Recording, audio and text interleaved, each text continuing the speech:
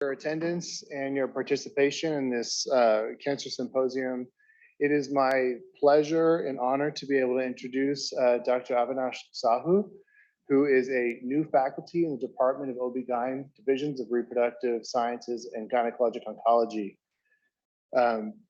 Dr. Sahu received his bachelor's in technology from the National Institute of Technology from Trichy, India. His master's in science from genome science and computer from the École Polytechnique Fédérale de Lausanne, Switzerland, and the University of Washington, and his PhD in computer science from the University of Maryland in the labs of Drs. Rupin and Hananhali. For his postdoc, Avi went to Dana-Farber Cancer Institute and has worked in the labs of Dr. Shirley Liu and Keith Flaherty. During his time as a postdoc, Avi has been incredibly productive and has received multiple federal and industry-sponsored grants and has published well in top-tier journals. He earned several awards during his postdoctoral time, including the 40 Promising Young Scientists in Cancer Immunology from the Arthur L. Irving Family Foundation. And he also earned an NIH NCI K99 R00 Pathway to Independence Award. Today, he'll be telling us about his work and his future research interests here at the University of Colorado on machine learning methods for discovery of bipotent anti-tumor drugs. Thank you, Avi. Can you hear me? Is it audible? Okay. So thank you, Dr. Bittler, for the introduction. I am Avi Sahu, and I am thrilled to be present some of our recent work in the space of drug discovery and machine learning methods. Cannot hear me? I thought that it's working, this thing.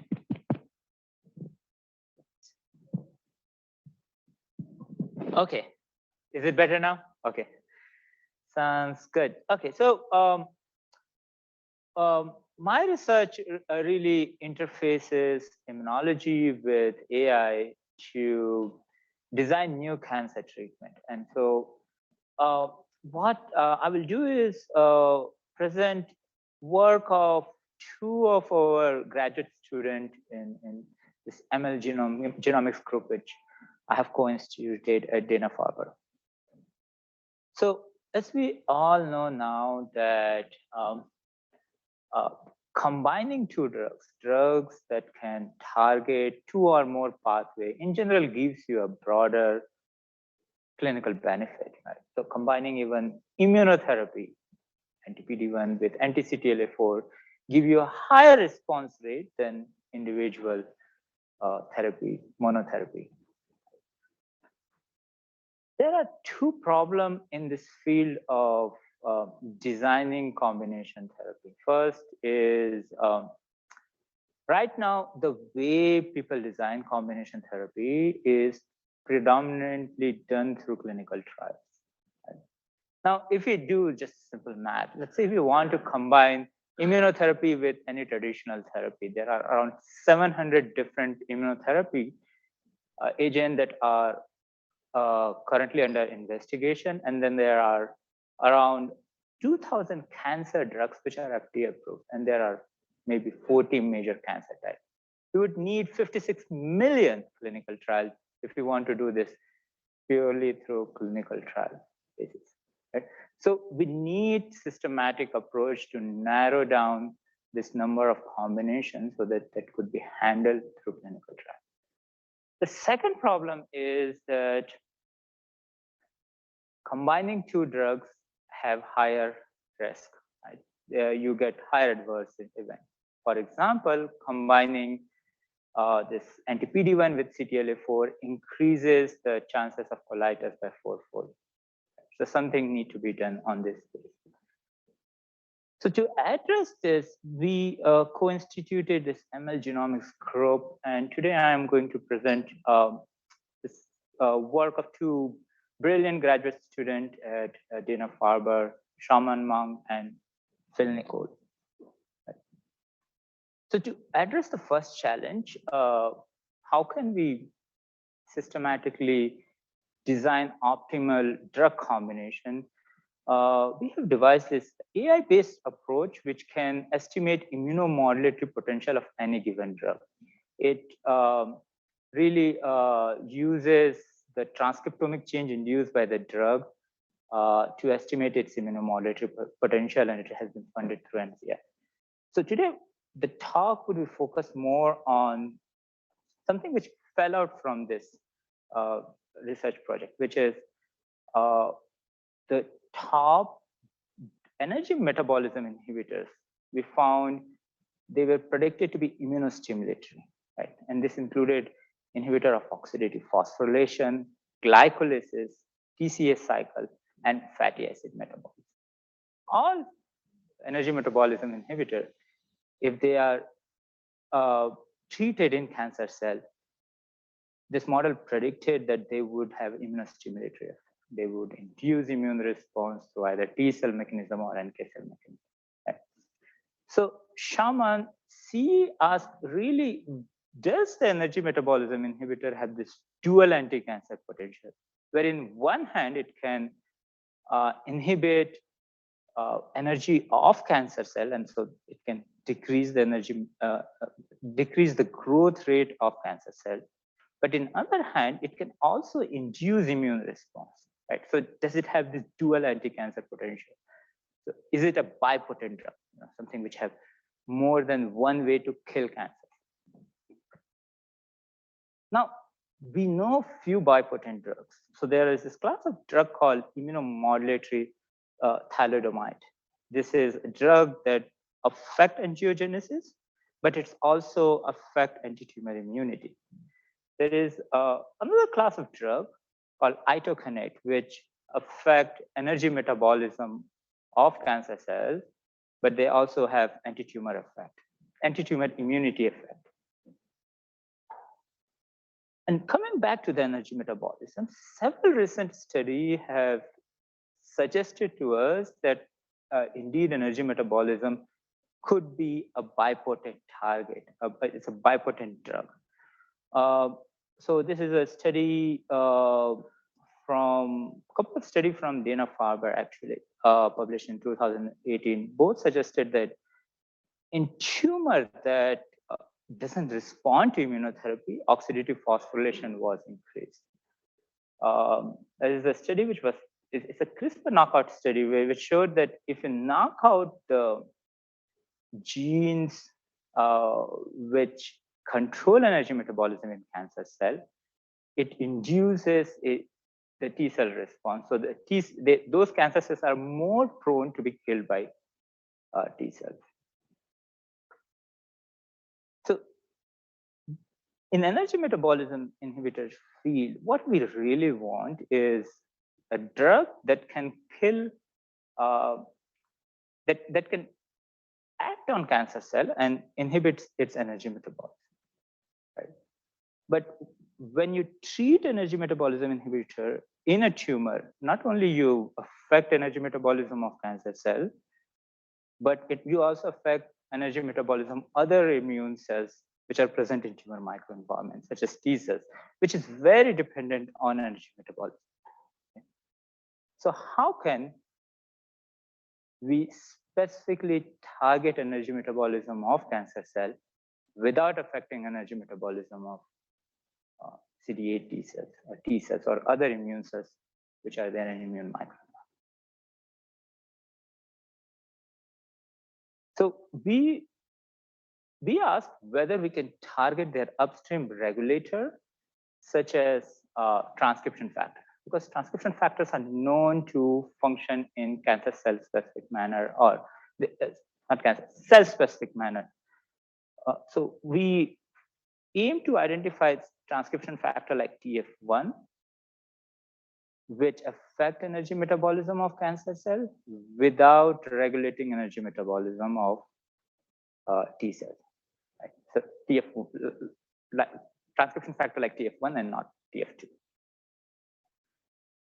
Now, so such transcription factor have three properties, right? We want this transcription factor to regulate energy metabolism. It needs to be cancer cell specific, and they regulate immune response, but cell extrinsically. And now Shaman designed a computational framework, a statistical framework to discover such bipotent transcription factor, where for each of this property, she devised a statistical test. So for first property to identify what transcription factor regulate energy metabolism, she took advantage of this publicly available ChIP-seq data. This is a ChIP-seq data from 21,000 experiment, which was conducted in variety of cell line and variety of experimental conditions. So they have really a lot of confounding factors. So she said that let's control for all this confounding factor, at least the confounding factor that we know, and then ask, once you control for confounding factor, can we identify regulator of energy metabolism in an unbiased manner? So using this approach, using this simple linear mix model, we identified known regulator of energy metabolism. So each of the dot here is one of the transcription factors. So we evaluated around 1,000 transcription factors. And each of the color represent one of those energy metabolism pathways. So we rediscovered, we recaptured known regulator of energy metabolism. But this unbiased approach really also identified several new regulator of energy metabolism whose energy function was not previously known. Now to screen for the second property, what transcription factors are cancer cell specific, we took advantage of single cell data. So we asked, can we identify transcription factors that are specifically active in cancer cell and not active in CD8 T cell?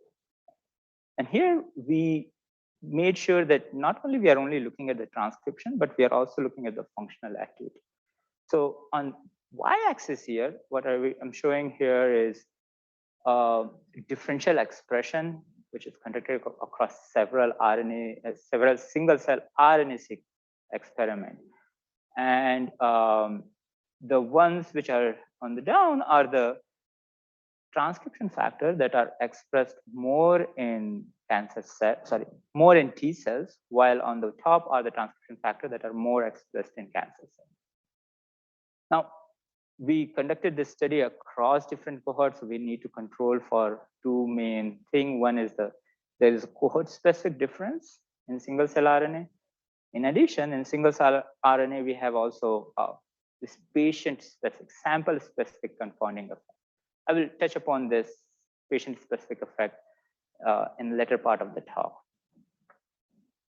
Now, to make sure that this transcription factor that we identified are also functionally active, related in cancer cell related to T cells, we checked their target accessibility. So for each transcription factor, we evaluated their open chromatin accessibility of their known target and compared those target accessibility between T cells and cancer cells using single cell attack sequence.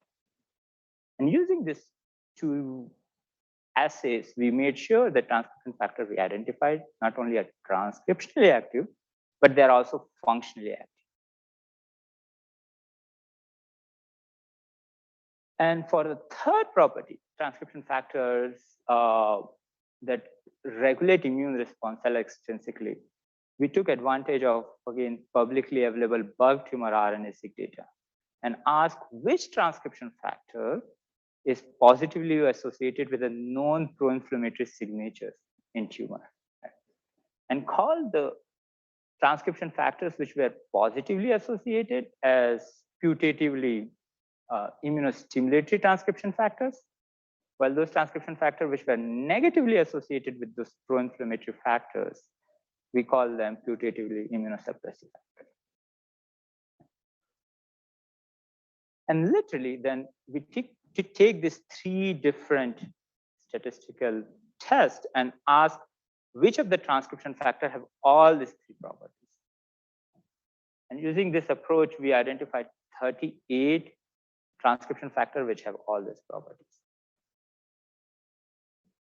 In addition, one can also identify such bipotent target for any two given oncogenic pathway. So we provide this R package, but we have also identified some bipotent target of angiogenesis, growth suppressor, and few PEC pathways. So this is a web browser where you can go and access those known bipotent targets. But today I'm going to just focus on energy metabolism because that's where we have done follow-up and validation. So first we really validated that this 38 immune metabolic bipotent targets that we have identified have both immune phenotype and metabolic phenotype, right? So to assess metabolic phenotype, we looked at CRISPR knockout of those 38 transcription factor and assess its effect on energy metabolism gene.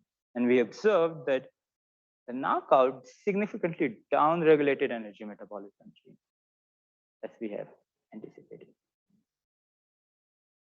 And when those cancer cells with knockout of immune metabolic transcription factors are co-cultured with the T cells, if those transcription factors were immunosuppressive, their knockout increased the killing by T cells. And if they were immunostimulatory, their knockout in general decreased the T cell killing.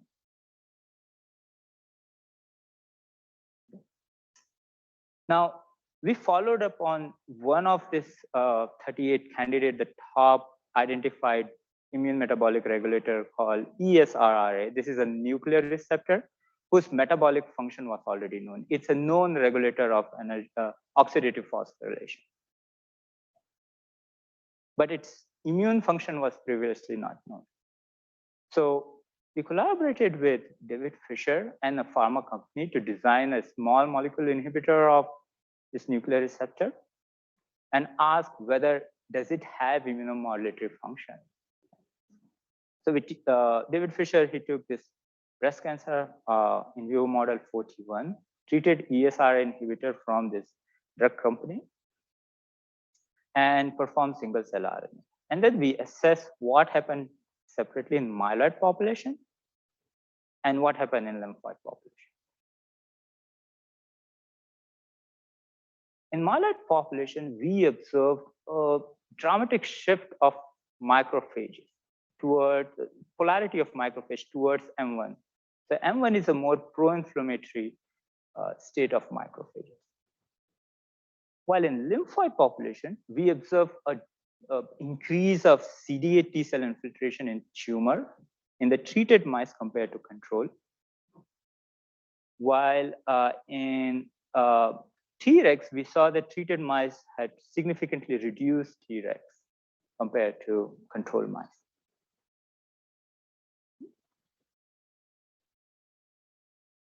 Now, to understand what are the immune signaling which could induce such immunomodulatory effect, we also did some in vitro experiment. So in a breast cancer cell line, we treated this ESR inhibitor and asked what are the immune signaling or other pathway that is changed. So this is the case, this is the DSMO, this is the control compared to the 3 different time points of ESR inhibited cell lines. And we saw that across 3 different time points, there is a one pathway, one group of genes which were really downregulated. And not surprisingly, this was energy metabolism genes. So this was previously known. But quite surprisingly, 24 hours after the treatment, we saw activation of another class of gene that got really co-activated. And 72 hours, we saw another class of genes that got co-activated. So the ones which were co-activated at 24 hours that were innate immunity pathway. While at 72 hours, we observed activation of adaptive immunity. In particular, we observe this cytokine receptor interactions, particularly those cytokines that can polarize macrophage towards M1 were activated. Well, we also saw antigen presentation, which got activated, which would explain increase infiltration of CD8 T cells in the tumor. Right? And so we validated this activation of antigen presentation and cytokine interactions through CRISPR experiment.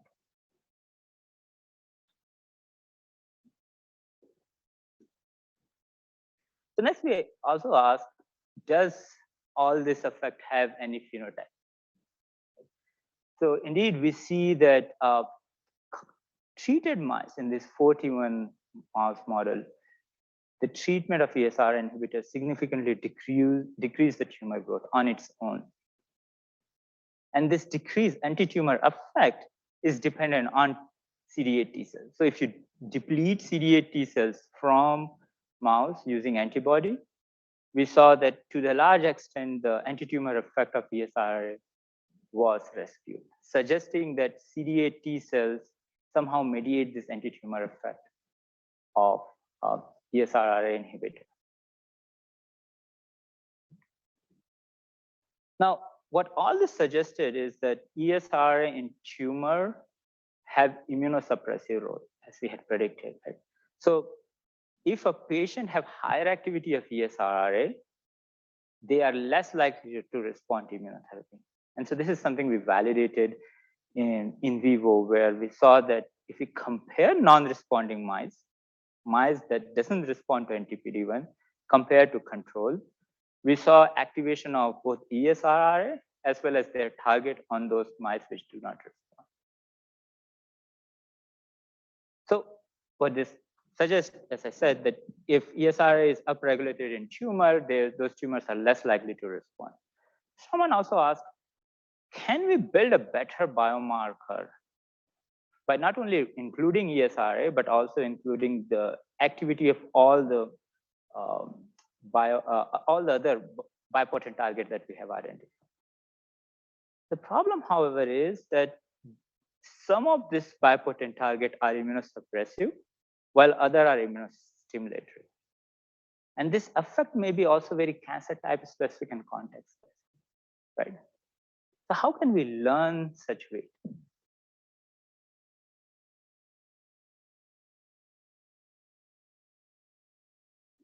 To learn weight, we use this, we focused on melanoma because we know that this weight were specific to a cancer type. We use the TCGA data, and from 465 patients, so these are the patients who were not treated with immunotherapy, we learned based on the risk, what is the different weight. So now I'm representing the weight for each bipotent target, using how that affect their survival using the TCGA data. And using the same weight that we learned from the TCGA, we evaluated 3 different cohorts, in total composed of 300 ICB patients. We calculated this combined score that we call bipotent target activity score. And then asked whether this risk score can stratify patient based on their response to immunotherapy. And indeed, we found that we saw the patient which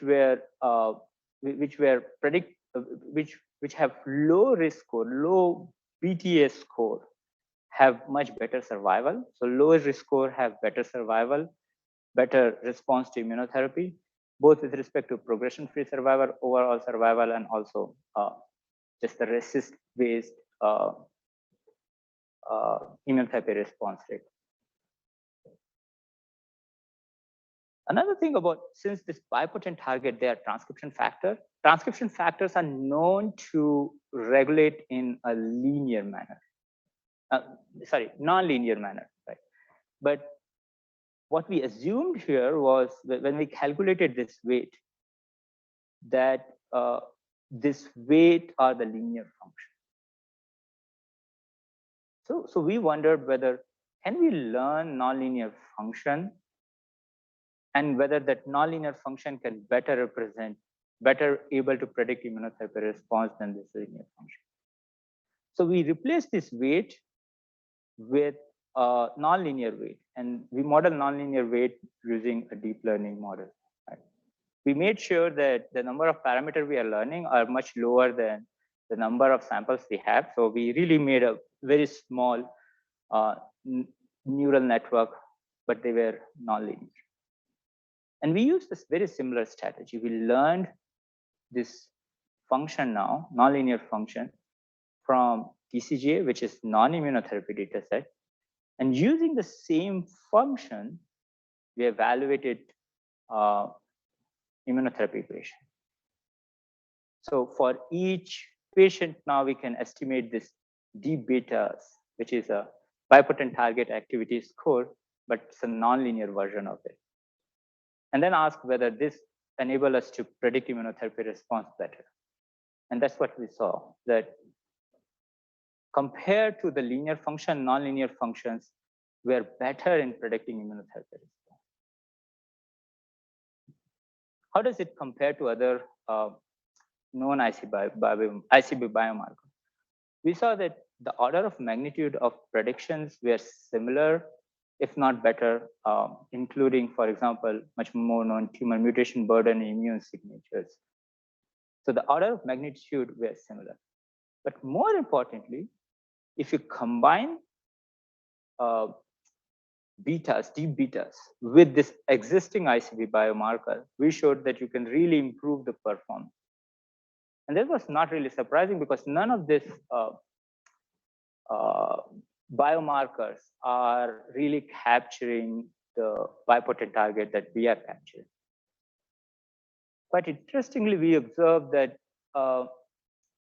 this increase in performance were limited, was seen in patients who were predicted to respond to immunotherapy. So those patients which were falsely predicted as responders, betas or deep betas can correct those misidentification.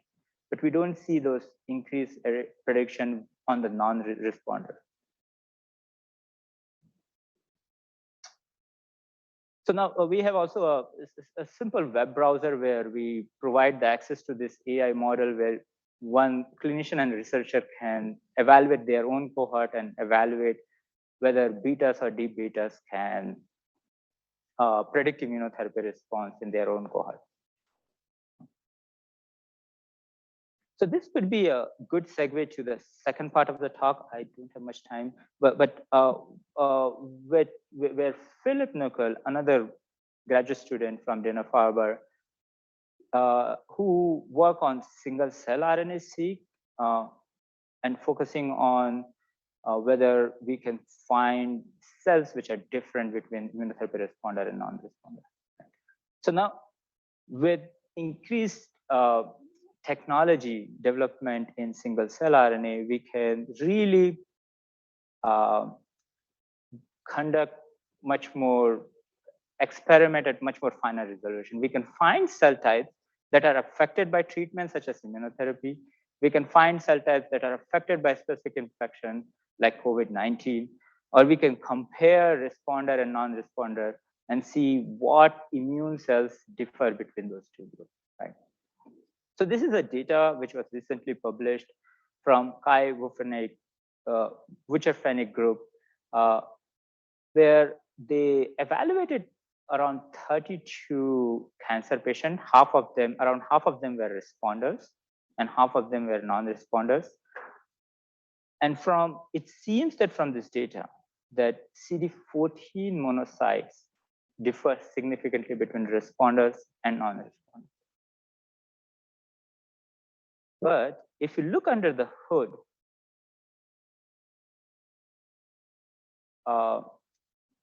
and look at how the cell differs between different patients. So what here I'm plotting is this patient one compared to all the other patients. This difference of CD14 monocyte, it arises from the difference from the single patient. So the effect we are seeing, is it a patient-specific effect, or is it a difference between responder and non-responder? So Single cell RNA-seq has also introduced new variation of the data, which we don't see in non-single cell data.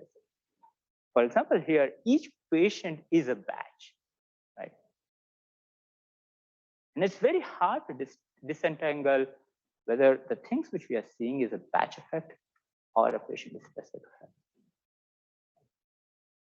And this sources of variation, what we show that this source of variation can confound existing method for which perform differential analysis, such as differential expression, or finding cell types which are differentially perturbed between two conditions. Right? So, for example, when we divided control samples, so samples which should not have any biological difference, into two arbitrary groups, we saw that as the patient-specific effect increase in these two groups, this methods start showing more and more perturbation, even in the group which should not have any biological difference. So to address this, we developed this PCDIF model, which is a probabilistic approach to estimate the perturbation. What it does is it models perturbation in a cell type. It's the sum of perturbation in individual genes, while controlling for patient-specific effect or other technical variation in the data. So once you remove those confounding effects, picture becomes a little bit more clear. So for example, when we applied this model to the same data set, we found that CD14 monocyte is, not surprisingly, it's not different, or at least we do not have enough evidence to say it is different between the responder and non-responder. It's this conventional dendritic cells which were different, this monocyte which are CD16 positive monocytes which were different, and CD8 memory T cells which were different. We can also evaluate what genes contribute to the difference we see in this cell type. Right? So these are the cell types. These are the genes which differs in dendritic cells in the responders. More importantly, this method PCDIF-POP enables us to really detect perturbation from small and noisy data sets. So to demonstrate this, we use this, took advantage of this large data set which was published by Jiming Jiang's group. This is data set, single cell data set from 284 COVID-19 patients, altogether composed of 1.5 million cells. So what we did was we define a ground truth, what cell type are perturbed using entire data set, and then subsampled 5 patient and 5 controls and ask how many we can recapture. So the red cell types are the cell types which were predicted from the entire data set to be not different, while the blue cell types were predicted from entire data set to be perturbed. And the one in the left is the method which was published last year in Nature Biotech. And as you can see that there is not really much difference between those red cell type versus green cell type. But if you control accurately for the patient-specific effect, you can get much larger differences between those two cell types. So you can recapitulate from much smaller data set. From the 10 sample, you can recapture a lot of the biology which would have captured from 284 samples.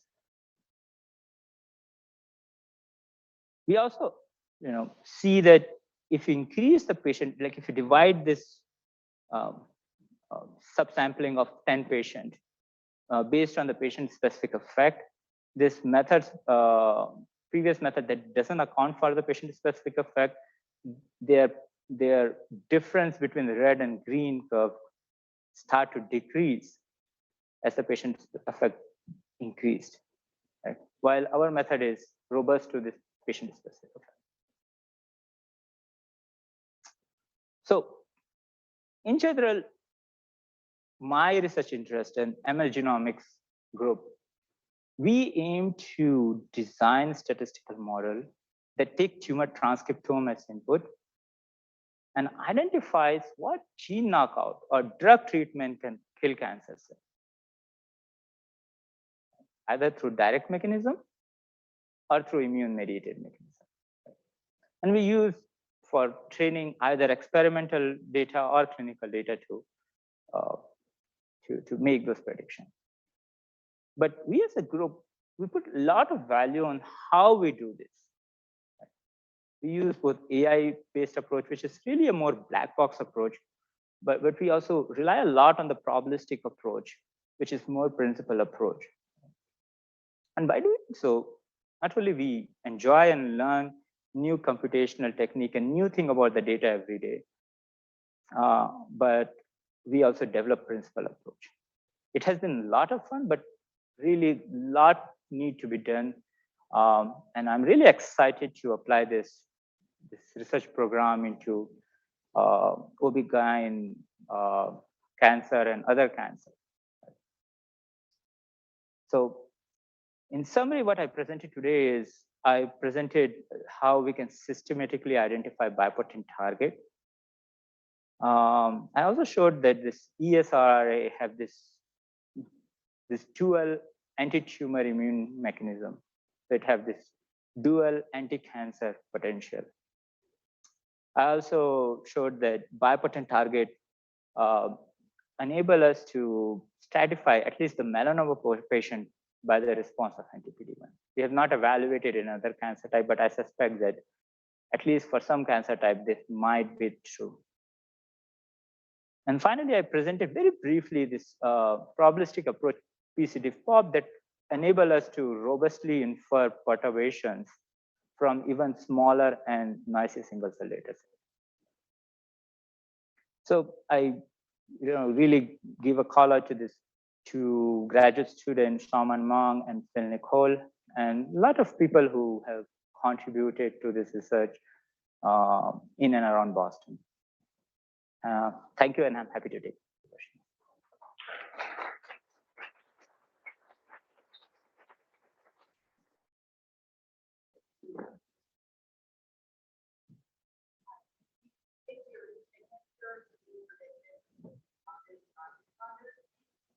And you did something that you have a weighted value in certain aspects of it.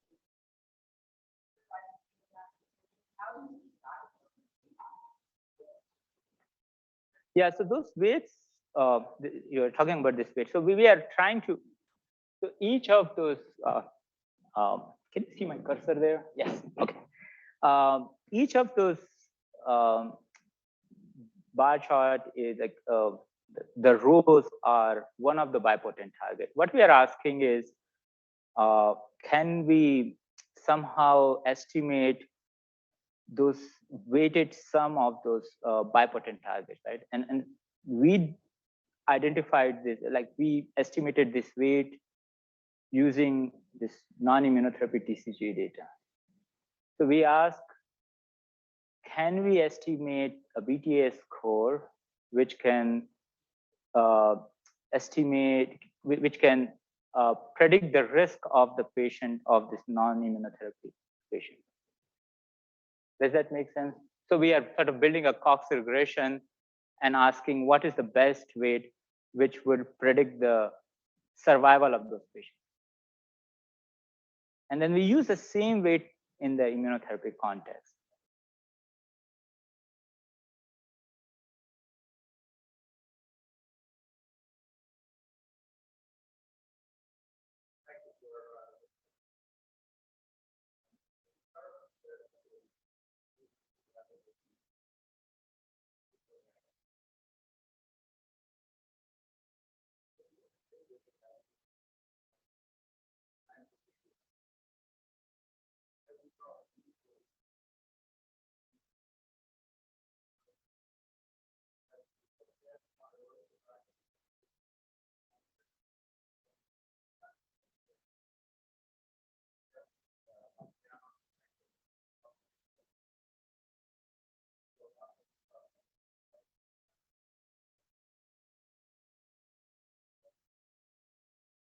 Yeah, so you're absolutely right. We because the experiment were easy, we only focused to show the rescue effect or the anti-tumor effect was dependent on CD8 T cells.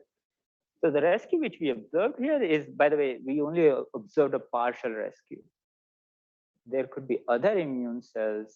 You know, we saw a difference in macrophage.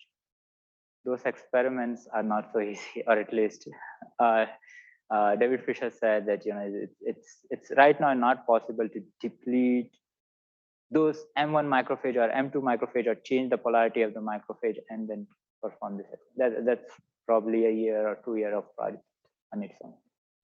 But you are absolutely right. It could be the case, and I would love to sort of, if people are working here on those immune cells, to see can we find the mechanism and how much the phenotype, because eventually at the end of the day we are interested in phenotype. So how much the phenotype which we observe, which is this anti-tumor effect, is dependent on those other immune cells.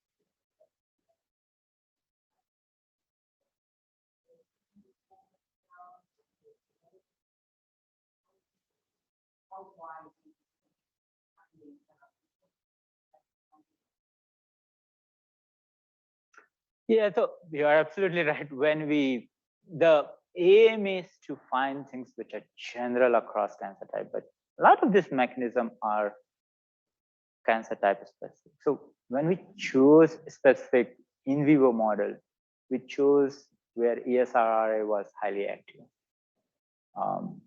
It's also active in bladder cancer. It's active in few other cancer types. So the method Bipotent HAR, it tries to not find things which are similar across all cancer. It is trying to find things which are at least true in few cancer types. Right? You're looking at statistics across cancer type. If things are significant in 2 or more or 3, then you may get higher p-value. At the end of the day, I also believe that it might be more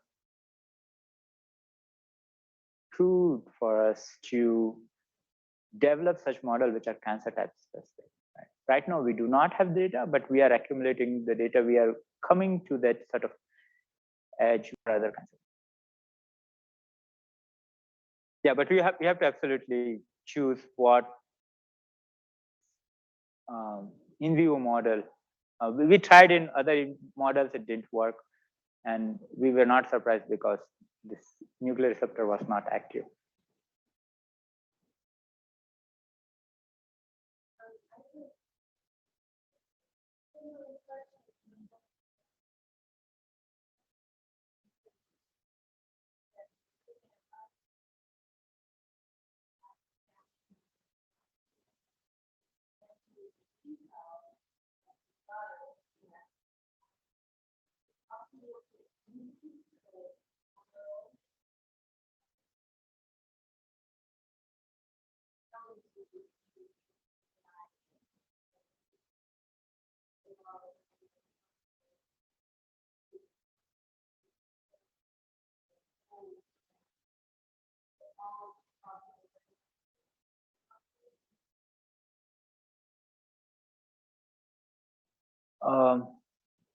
Can you repeat the question?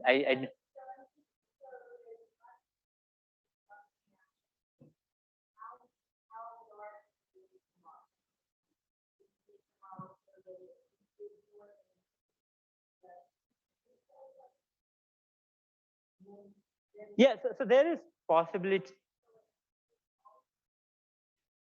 So there are, I think, a couple of options. One is somehow it might be important for us to not do it across cancer type, but do it in, let's say, solid tumors or few cancer types which are immunologically similar, right? Because I also see a lot of value to see across cancer type. Because if things are true across more cancer type and not unique to one cancer type, then they're more likely to be true, right? Than compared to if you just see in one cancer type. So there is advantage to it.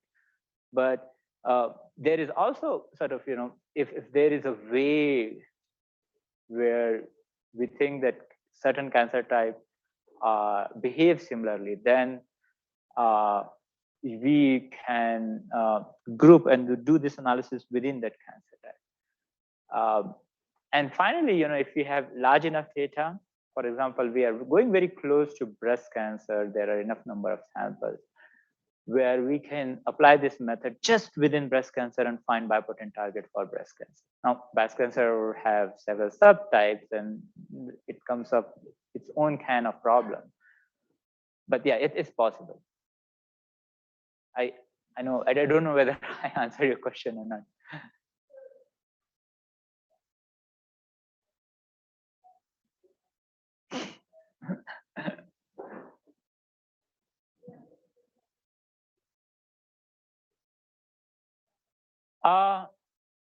I have not thought about ESRRA, but I am more really interested, at least more excited with bipotent target at the interface of angiogenesis and anti-tumor immunity, because we have identified certain target and we have not really followed up on it.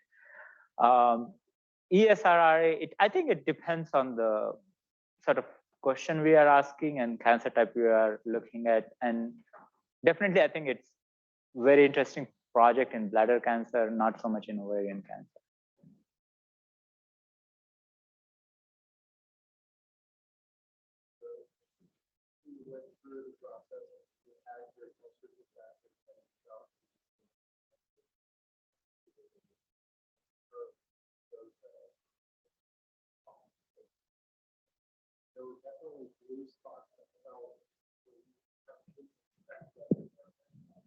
Yes. Yeah. Yeah.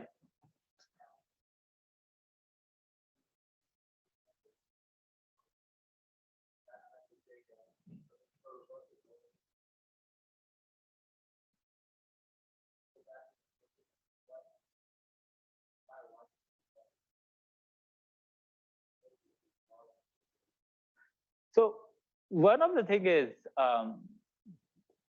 the model, the bipotent, it's looking at tumor immune system. It's not specific to T cell, at least when we are looking at whether they're immunosuppressor or immunostimulator. Well, this experiment, you are only co-culturing with CD8 T cell. Right? It doesn't have NK cell. So in fact, we looked at some of this, this two, because this two blue where we didn't see, this is not really a significant effect. And one of them, if you knock out in cancer cell this gene, co-culture with NK cell, they induce NK cell. So they increase the NK cell killing capacity. So there are a lot of things which could play part here. There is approximation at the methods, the computational approach, but there is also approximation in the experiment itself.